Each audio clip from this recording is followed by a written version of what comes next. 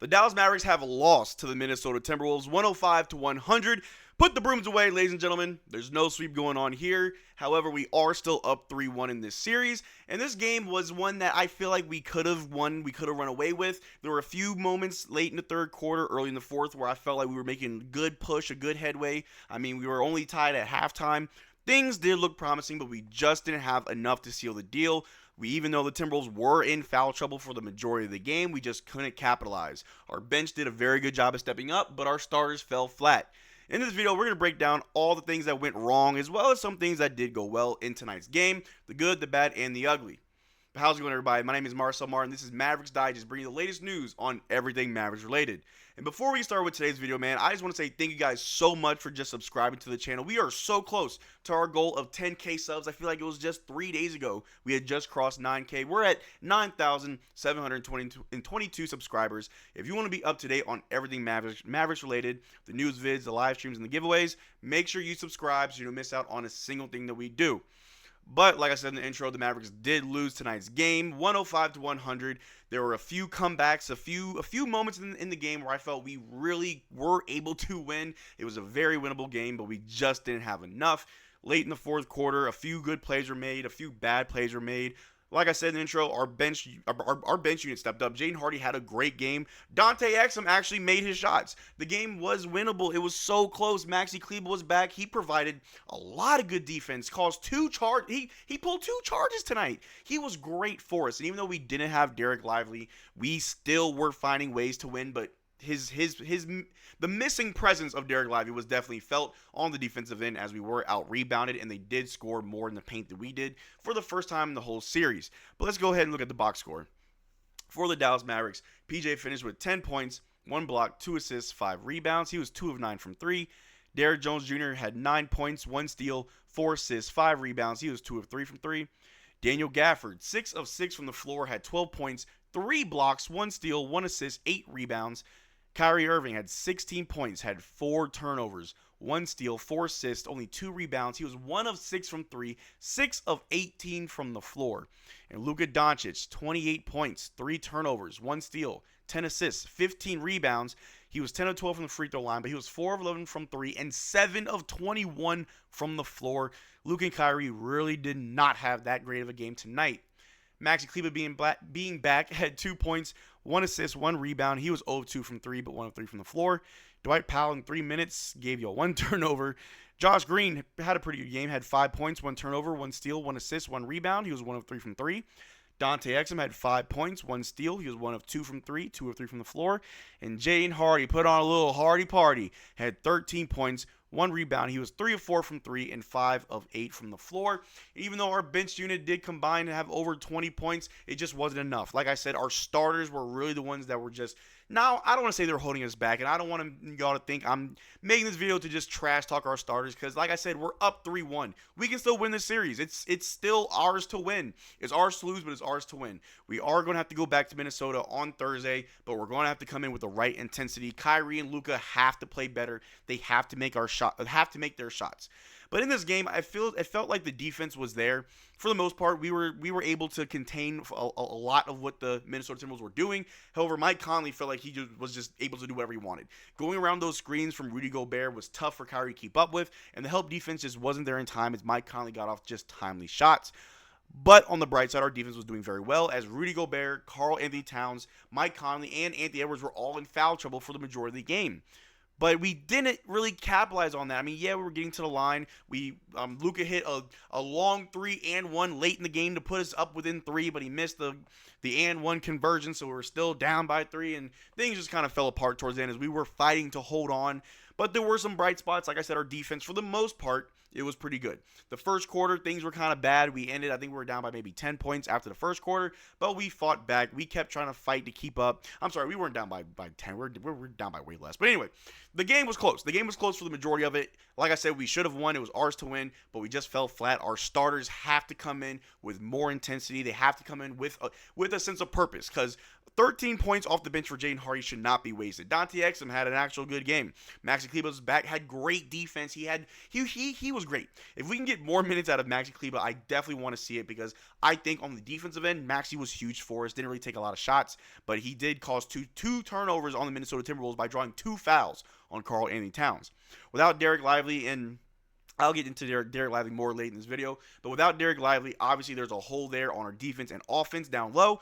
And it's the next man up mentality, like we've been saying, like everybody's been saying. Dwight Powell, in his limited minutes, will have to play better. Daniel Gafford will have to continue to find ways to play better. I mean, he wasn't able to create his own shot, but we were feeding him those lobs, and he was able to feed off of those. He was getting some rebounds, had 3 big blocks late in the fourth quarter. But we're going to need just a little bit more if we're going to make it to the finals. But let's go over the Minnesota Timberwolves box score, shall we? McDaniels had 10 points, 1 block, 1 steal, 1 rebound. He was 2 of 4 from 3. Rudy Gobert had 13 points, 1 block, 1 assist, 10 rebounds. Karl-Anthony Towns had 25 points, 1 assist, 5 rebounds. He was 4 of 5 from 3. And Mike Conley had 14 points, 4 steals, 7 assists, 3 rebounds. It was 1 of 4 from 3.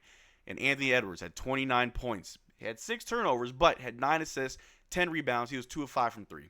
And they only went 3 deep off the bench. Kyle Anderson had 2 points, 3 steals, 4 assists. Naz Reid had 6 points, 1 block, 1 assist, 5 rebounds.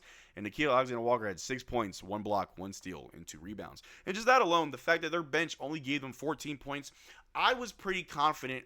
Probably around halftime, late in the third quarter, I'm like, I think that we can win this. Their bench isn't doing anything. Their stars are doing everything, and their stars are in foul trouble. We should win this game. It should be ours in the bag. It was ours to win. I can't say enough. This game was ours to win. But I understand it's the playoffs. Anything can happen. I mean, we saw in the first and second round, we lost game 1 both times, but then we won games 2 and 3 both times. Both times we lost game 4, and then both times we won games 5 and 6. So it's okay. This is the first time we've ever been up 3-0 in this playoff run so far, so we're in a good spot. We're up 3-1, which is still good. We only need 1 more win. The Timberwolves need 3 more. We have 3 more chances. We have 3 more chances to win this and go to the finals, and I'm fairly confident that it can happen. If we just look at this real quick, Mavs in the 2024 playoffs, 0% chance to win Game 4, but 100% win percentage in Games 5. We'll be all right. And I think that's the attitude that we have to go into. We're going to be all right. I mean, I could have made this video bashing Kyrie for having an off night or bashing Luka for all those just wild deep threes, but this is not the time to just bash any of our guys. This is not the time to be down on anybody. I've said this all playoff long. You win as a team and you lose as a team. We are a cohesive unit. Yes, we don't have Derrick Lively. Him being out was felt. They were able to get a lot more points in the paint. We really didn't have any real rim protection whenever Gafford was off the court, as we had to put in Maxey, sometimes Dwight Powell. Even PJ had to play the 5, and he did well for the most part, but we are a team together. We are a very good team. Together, we are a great team. And we can't expect us to win every game. Not every game is going to be perfect. Not every game will be won in a spectacular fashion. It is what it is. But with Derrick Lively, there's no current report on his timetable, but I am under the impression, just a theory, just a hunch, but I believe that Derrick Lively will play in Game 5. Keep your eyes peeled whenever any little news or any rumblings are announced. I will be on here making a video for that. But I believe that Derrick Lively will be back for Game 5, or at least if there's a Game 6, if it has to go that far. I don't want to rush him back. I don't want the team to rush him back. I want him to just recover and just be healthy for the finals, because I still believe, if you don't believe he shouldn't be here, but I still believe that we can make a push to the finals. But I also believe that Derrick Lively may be back for Game 5, not in a way to like rush him back like we're worried, but I just have a feeling that his injury may not be as bad as we thought. I mean, tonight we saw him on the sidelines with the team. He was laughing, joking, looking good. He didn't look like he couldn't really move his neck. He looked fine. I mean, I could be wrong, but just from seeing him on the bench, laughing and smiling and everything, he looked good. Hopefully he's back for Game 5. I truly believe we can close this out. We are the better team. We've proved it. It's just 1 loss. It's not the end of the world. We're not down. We're not out. But let's get into the segment, man, because we got to talk about the good, the bad, and the ugly. And in this game, the good, you know what, I'm going to give it to Coach Kidd.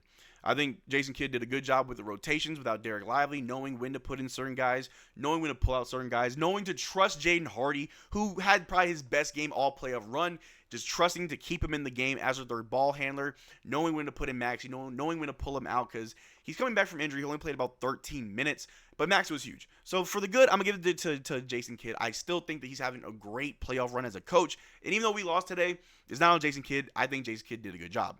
The bad, I'm gonna have to give it to Luka and Kyrie.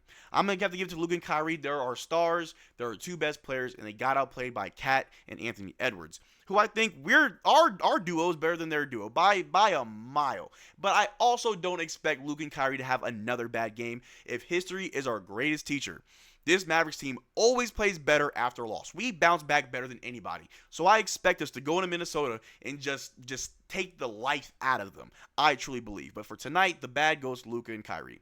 The ugly, man, I'm going to give it to the refs. I don't care. The Scott Foster and all those guys, a lot of those weird foul calls on Anthony Edwards, a lot of those weird calls. I mean, let me rephrase that. The refereeing wasn't as bad as Game 3 with Tony Brothers. I think it was fair on both sides. But if I gotta be upset with anybody, I'm gonna be upset with the refs. I'm gonna just do it, just to be petty. That's how I feel. But we are down, but we are not out. We can still win this series. It's still a winnable series. We can feel how we want to feel, but we never give up hope, and we never stop believing on this team. One man, one fight. We fight as a unit. We're only as strong as our weakest link, or whatever the saying goes, right? We're going to win this. We win as a team. We lose as a team. And the finals is still within sight.